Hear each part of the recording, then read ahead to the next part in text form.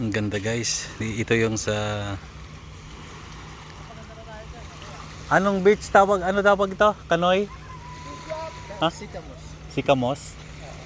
Sikamos? Shuap. Sikamos Beach.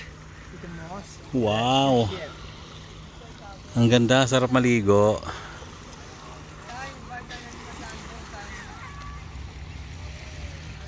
White sun, no? Guys, kagagaling lang namin nag cherry picking. Kaya kami nag stop over dito dahil kami po magla-lunch. Magla-lunch po. Magla-lunch po kami. Malamig ba? Oo. Wala sila Ate Shirley. Kaya nga eh. Magla-lunch tapos ayan po yung aming ulam. Special. Pinakbet, kare-kare, beef stick. Wow, kalabasa. Tapos yung pagkain. Ligo. Wow, ang sarap. Maligo. Tapos guys, ayan po. Pwede maligo, inaanto ka nga eh. Para mawala kayo ang tukoy. Oh, ayan po kami.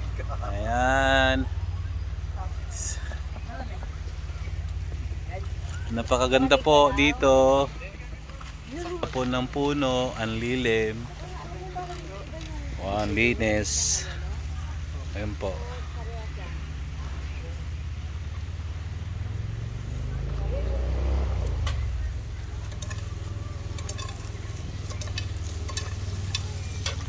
Testing nga.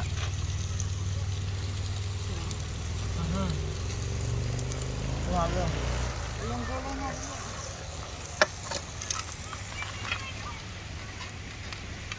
Saan? Ano? Ano, parang dagat?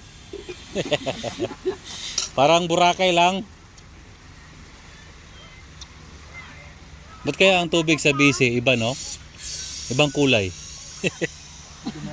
Parang dumitingnan. Buti wala nakapusto dito. Oo nga, tayo. Sakto sa atin. Ba't ganyan ang kulay ng tubig nila? Ate, lake to, hindi naman to dadadagan ng tubig. Kaya hindi siya o ano. Hindi talaga siya nadagdagan? Hindi. Ulan lang. Hindi kagaya sa Calgary, Alberta? Ganun din sa atin? Ganun din sa atin, kuya.